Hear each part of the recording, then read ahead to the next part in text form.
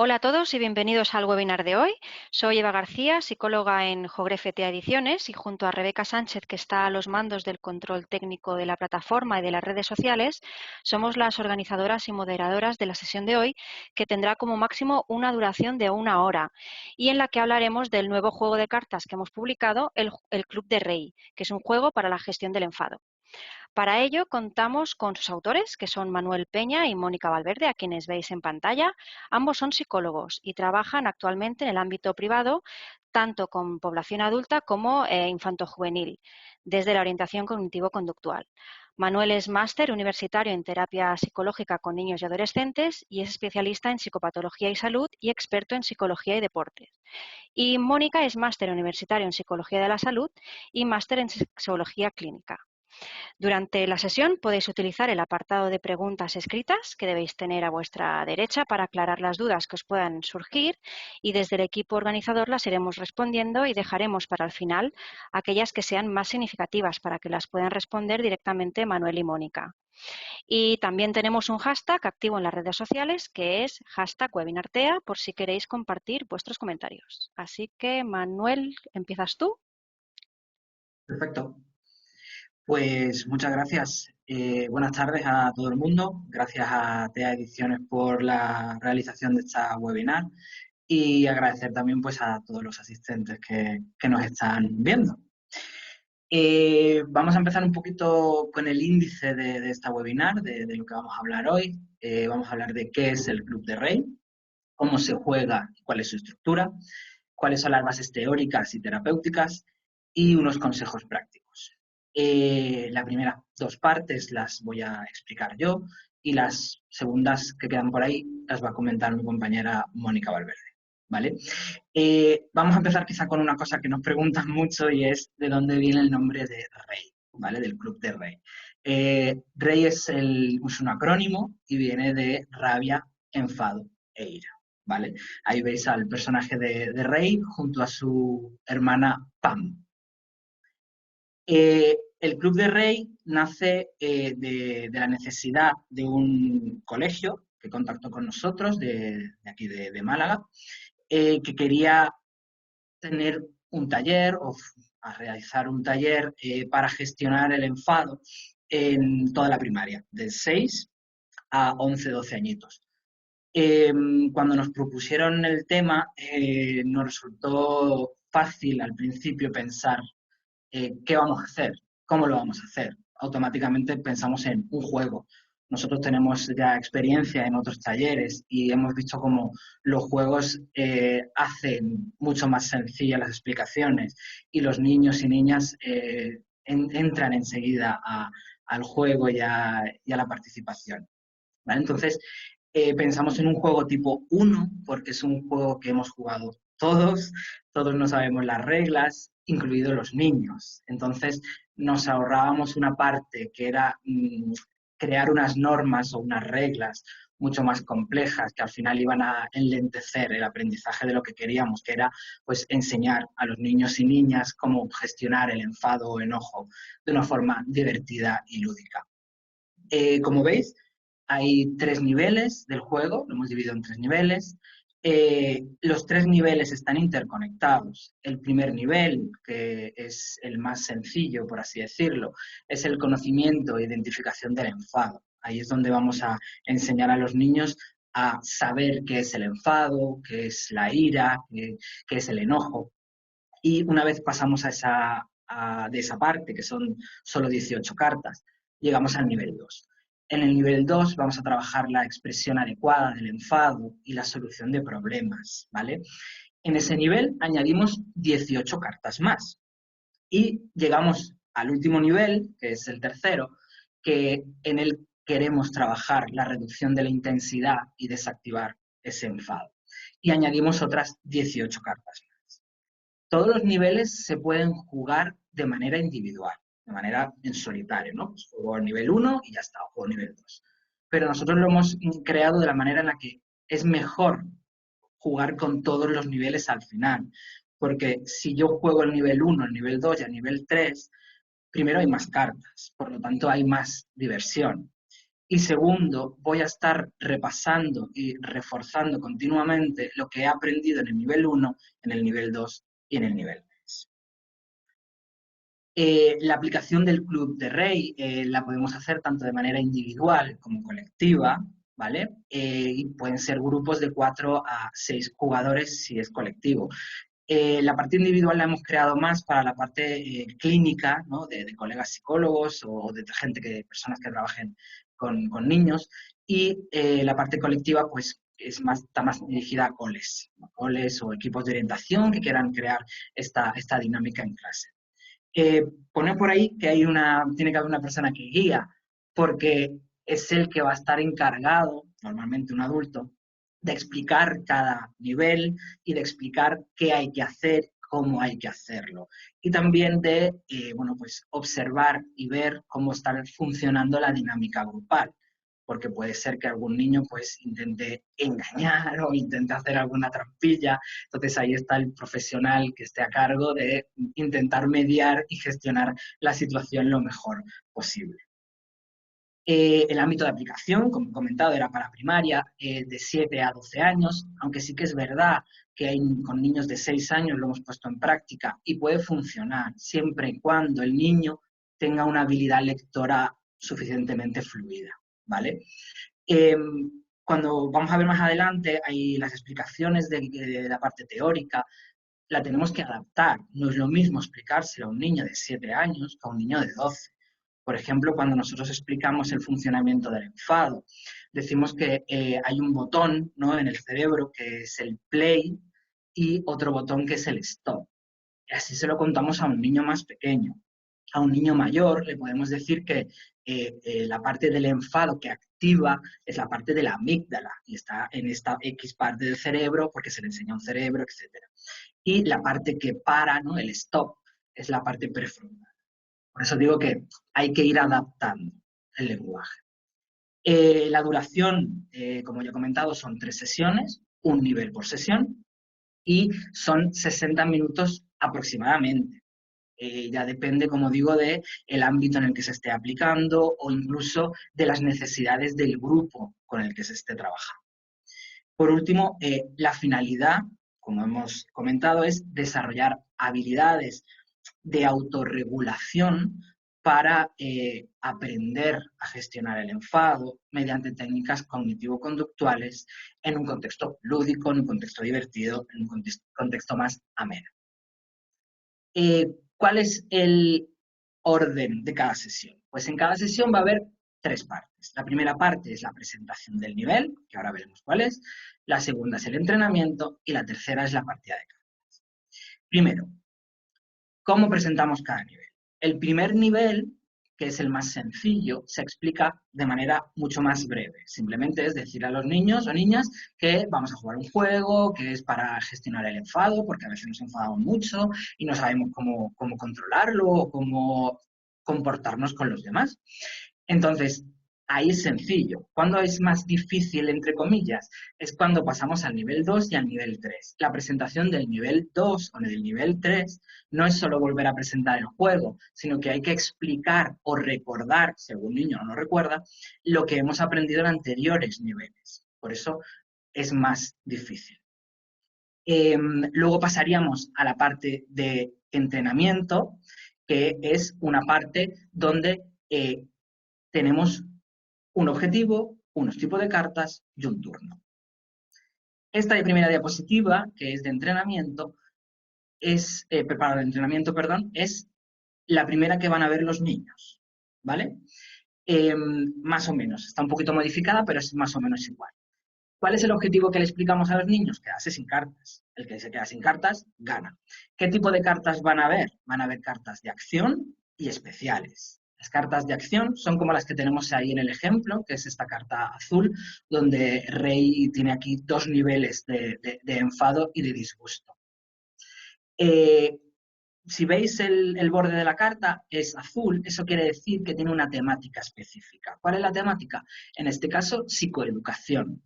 Cada carta, con cada color de su borde, nos está dando una información, nos está diciendo de qué estamos trabajando, con qué estamos trabajando. ¿De acuerdo?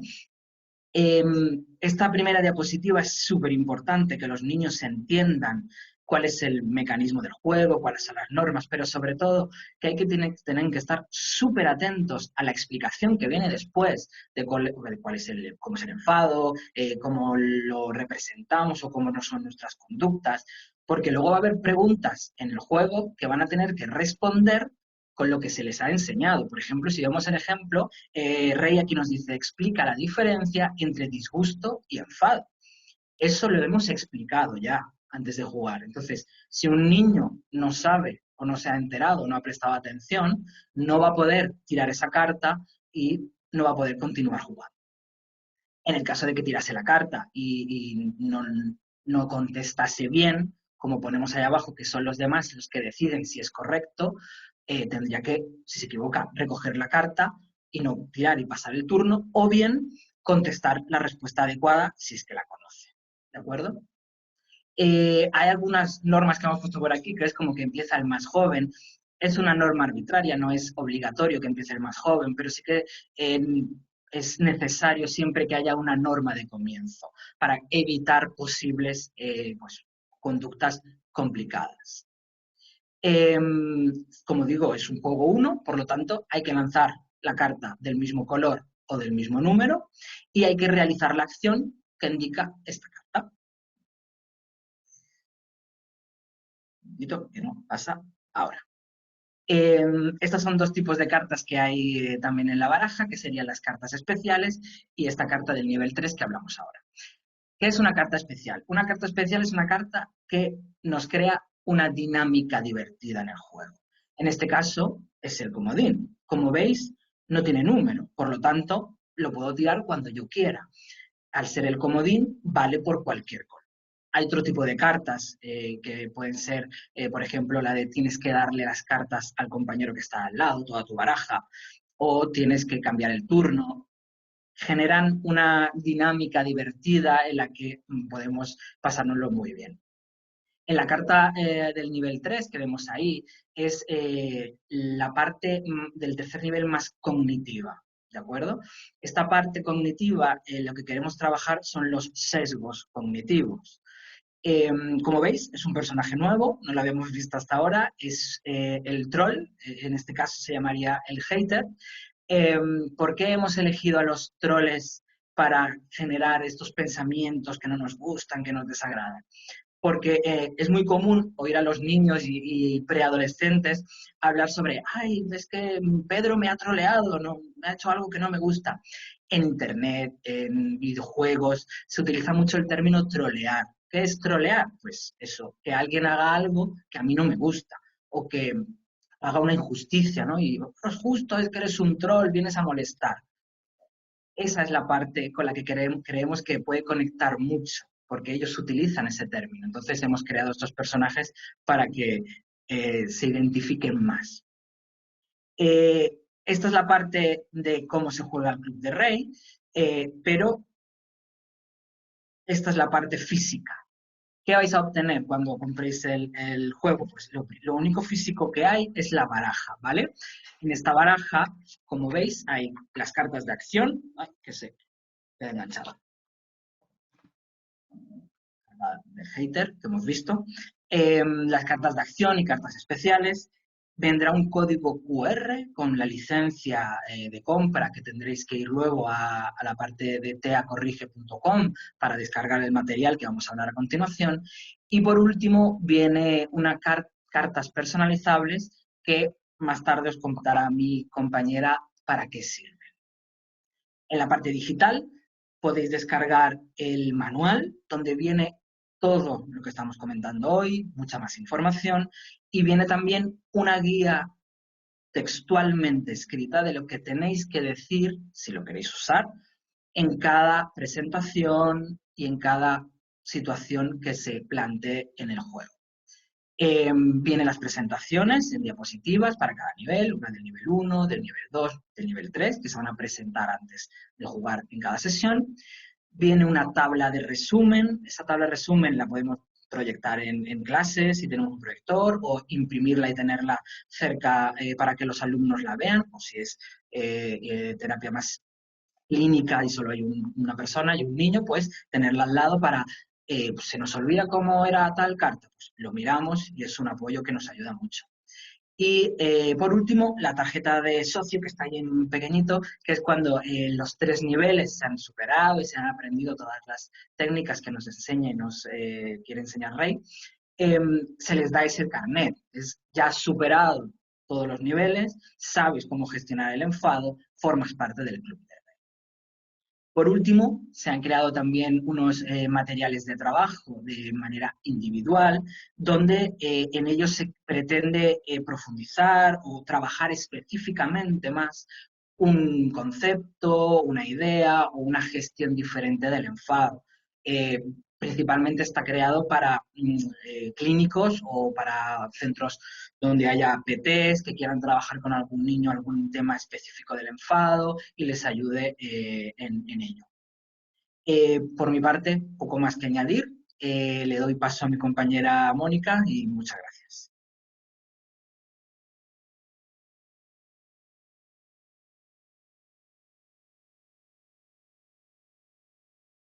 Gracias, Manuel. Voy a continuar un poco explicando las bases teóricas y terapéuticas del juego y luego vamos a ver algunos consejos más prácticos. Vamos a empezar hablando un poco sobre qué es el enfado. Se trata de una experiencia de intensidad variable y que además es multidimensional. Esto quiere decir que el enfado se manifiesta a través de diferentes sistemas de respuesta.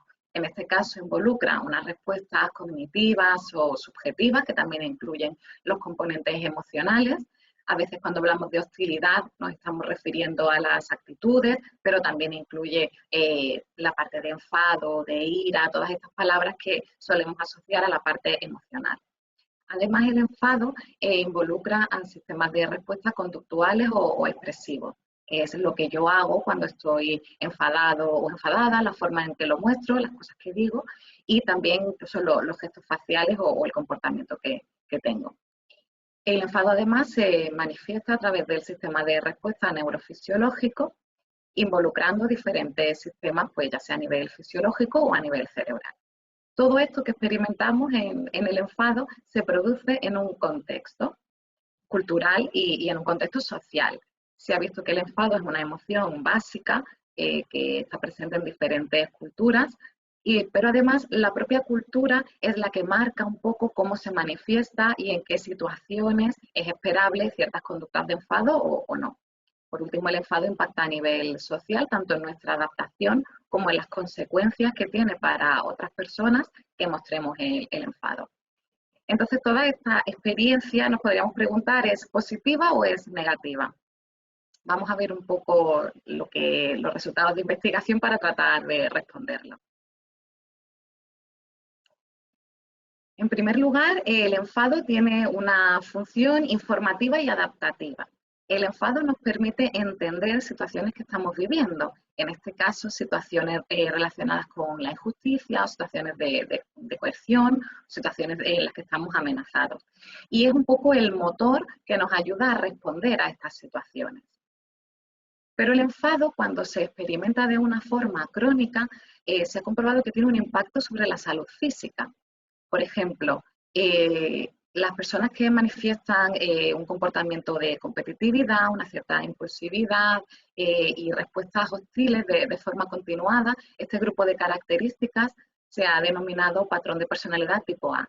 Y se ha visto que es más frecuente que presenten estas características personas con enfermedades cardiovasculares, por ejemplo, personas con hipertensión.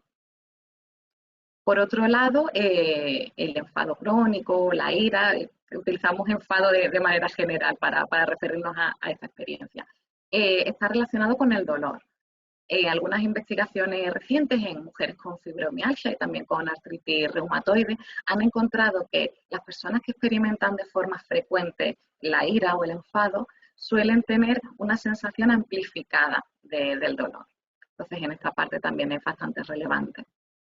Y luego, en relación a la salud mental, las expresiones de ira se relacionan con la depresión y es algo que vemos, por ejemplo, de forma más frecuente en niños, que manifiestan la irritabilidad o esa actitud de no querer hacer cosas, ¿no? Un poco más negativista, digamos, cuando tienen sintomatología depresiva. Los ataques de ira también están presentes en diferentes trastornos de salud mental, como es el caso del trastorno explosivo intermitente, también en los niños y niñas con trastorno de déficit de atención e hiperactividad, en los trastornos de personalidad, como en el trastorno límite, y también en el trastorno bipolar. Entonces, bueno, con este resumen así un poco de destacar algunas cuestiones de investigación, tratamos de responder a la pregunta de si es positivo o si es negativo.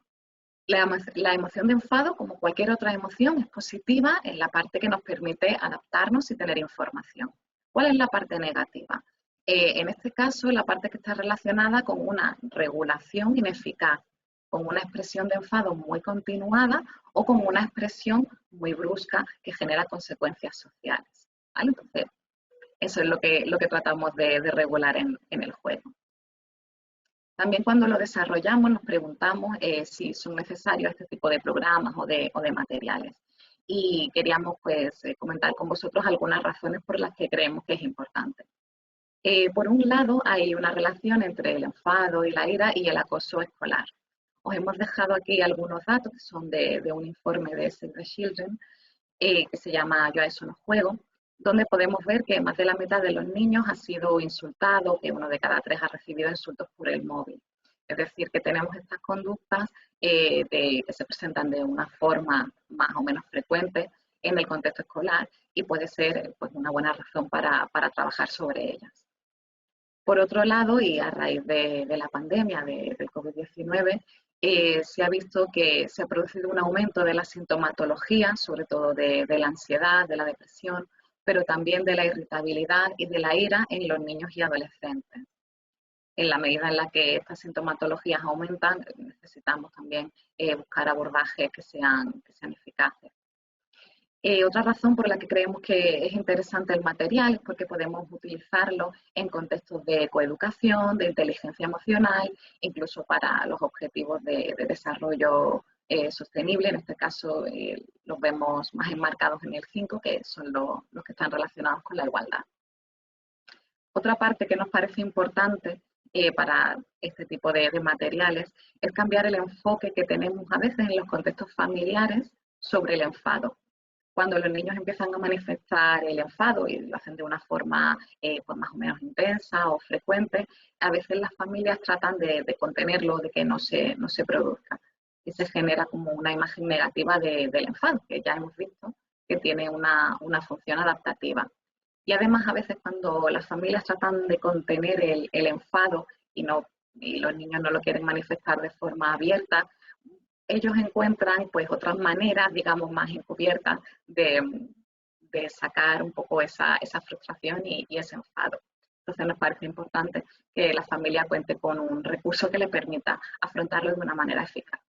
Y por último pensamos que, bueno, que a nivel de los profesionales es interesante tener un material que pueda ser atractivo, que pueda facilitar e intervenir sobre algo tan complejo como la emoción de enfado. Centrándonos un poco más en las bases terapéuticas del juego, en las bases teóricas en las que nosotros nos hemos basado para desarrollarlo, como hemos comentado al principio, nuestro enfoque es cognitivo-conductual. Sobre todo nos hemos basado en el modelo de Beck y en la conceptualización de Spielberger sobre la ira. De hecho, este último autor es el que desarrolló el cuestionario Ecstasy, que es para la medición de la ira, tanto en niños como en adultos, y que también tenéis disponible desde la editorial de TEA Ediciones. En este caso, en cada nivel hemos tratado de tener objetivos concretos a nivel terapéutico. En el nivel 1 trabajamos sobre todo la psicoeducación y planteamos o explicamos a los niños y adolescentes que es posible controlar, inhibir, regular el enfado. Entonces, este primer nivel estaría centrado en objetivos terapéuticos que tienen que ver con las emociones. En el nivel 2 trabajamos sobre la empatía, que ellos puedan entender que otras personas también se enfadan, al igual que ellos, y que solemos tener razones para enfadarnos. y que aprendan a buscar conductas alternativas, en este caso para expresar el enfado de una forma adecuada. Y cuando decimos adecuadas, en las explicaciones que le damos a los niños y adolescentes, nos referimos a una forma de expresar el enfado que no genere consecuencias negativas, ni para el niño, ni para las personas que estén cerca en ese momento. Y lo último que trabajamos es la búsqueda de soluciones, sobre todo en situaciones de problemas interpersonales. Por tanto, este nivel 2 estaría más centrado en objetivos conductuales, en conseguir cambios conductuales en los niños. Y en el último nivel trabajamos sobre todo la parte de pensamiento y las técnicas de relajación. Cuando nosotros desarrollamos estos 3 niveles y en el marco del aprendizaje social, tratamos de basarnos en la información que había en revisiones sistemáticas que encontraban que hay un mayor tamaño del efecto, es decir, que se consiguen mejores resultados cuando adoptamos un enfoque multimodal, que incluye no solamente la parte de información sobre las emociones o de relajación, sino también un enfoque que aporte habilidades para hacer cambios en la conducta. Por eso lo desarrollamos con esta estructura. También queríamos comentar un poco sobre los modelos más actuales, las terapias de tercera generación, que en principio no están contempladas dentro del juego de una forma tan directa como los modelos cognitivo-conductuales. En este caso, de la terapia de aceptación y compromiso, la parte que más encaja sería la de los sesgos cognitivos, ya que en el ACT hay una parte de difusión del pensamiento donde trata un poco de hacer entender a la persona que nos podemos distanciar de nuestros pensamientos y hacer modificaciones. Nuestros pensamientos no somos nosotros. Y esta parte encaja con los modelos cognitivos. Y de la parte de mindfulness, sí que hemos introducido una estrategia concreta, la parte del escaneo corporal, que sí forma parte de las cartas que hemos desarrollado en el juego y que nos parece que encajaba bien con otras técnicas de relajación cognitivo-conductuales como la relajación muscular progresiva o las técnicas de respiración.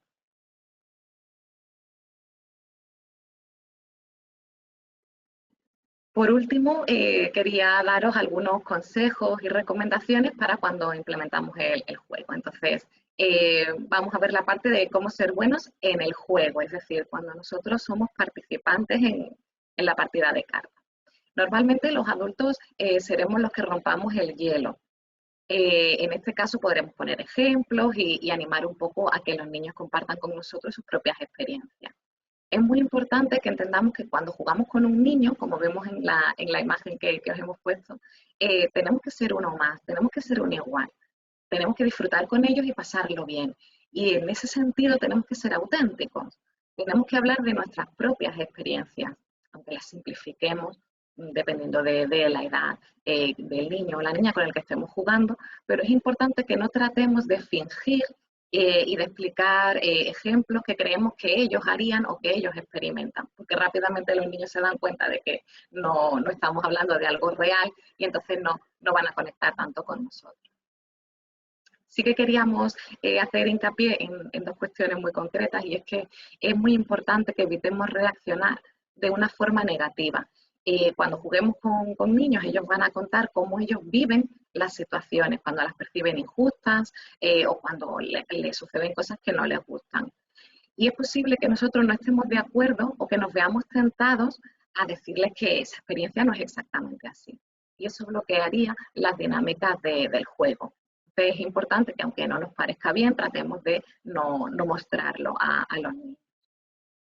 Y por último, siempre recomendamos, en este caso, más a las familias, también a los profesionales y a los educadores, que no utilicen el juego como un interrogatorio. Es decir, trabajar con el juego, además de que ellos aprendan habilidades, nos permite obtener información sobre su vivencia. Pero si ellos perciben que al contarnos algo se va a volver en su contra o que eso lo vamos a utilizar en otro momento, no querrán participar en este juego y también evitarán, mientras juegan, darnos información. Y cuando jugamos con niños, les hacemos dibujar o les hacemos pintar algo, jugar con nosotros algo, es una manera muy buena de que ellos vayan contando lo que les ocurre y cómo viven las cosas. Entonces, tenemos que tratar de evitar que perciban esto como algo aversivo. La información que hemos obtenido del juego obviamente la utilizaremos en otro momento, pero trataremos de dejar pasar un tiempo antes de utilizar. Vale, en este caso, cómo ser buenos liderando el juego, y me refiero a la parte en la que los adultos hacen de guía en el juego. En el manual vais a encontrar en esas explicaciones detalladas preguntas y momentos en los que vemos recomendable que tratéis de fomentar la participación. Pero esa es una idea general en todo el juego. Cuanto más le preguntemos a los niños y niñas, cuantas más experiencias cuenten, mejor aprendizaje tendrán y más motivados estarán para hacer cambios. Entonces, lo trataremos de hacer en todo momento. Algo que nos resulta muy útil, que creemos que es importante, es que si durante una partida de cartas o cuando estamos explicándoles la parte de entrenamiento hay algún enfado o alguna disputa entre ellos, tenemos que aprovecharla para conectarla con el juego y hacerle referencia a los conceptos que ya hayamos visto. Pues, uy, vaya, parece que te has enfadado un montón. ¿Esto qué nivel de enfado sería? ¿Estarías en un nivel de disgusto o estarías en un nivel de enfado, de ira? Y que ellos vayan viendo cómo los conceptos que están aprendiendo encajan con las experiencias que tienen. Y si tienen algún conflicto durante la partida de cartas, también rápidamente les dirigimos a los conceptos. Por último, nosotros recomendamos añadir elementos de competición que les suele gustar mucho, al menos en nuestra experiencia les ha gustado, y dinamizan las sesiones. Por ejemplo, cuando nosotros impartimos el taller en colegios, solemos pedirles que ellos se agrupen. Si tenemos una clase de 25, por ejemplo, se hacen grupos pequeños y eligen su propio nombre. Y luego ponemos en la pizarra cómo va la competición y van compitiendo unos grupos con otros hasta que obtenemos al ganador de la clase en una partida final donde el ganador de cada grupo pequeño compite contra los demás. Todo este tipo de dinámicas ayudan mucho a que ellos estén centrados en el juego. Por último, las últimas recomendaciones que os queríamos dar están relacionadas con cómo ser buenos adaptando el juego. Como comentó Manuel, en la baraja vais a tener cartas personalizables y las incluimos porque queremos que el juego tenga flexibilidad tanto para el profesional, que en un momento dado quiera introducir una técnica específica que domine o que le parece importante y que no está incluida, como tener flexibilidad para adaptar a las características del niño. Entonces, por ejemplo, aquí en esta carta, la que veis de color verde, las cartas personalizadas son todas blancas y grises para que las podáis colorear y dibujar.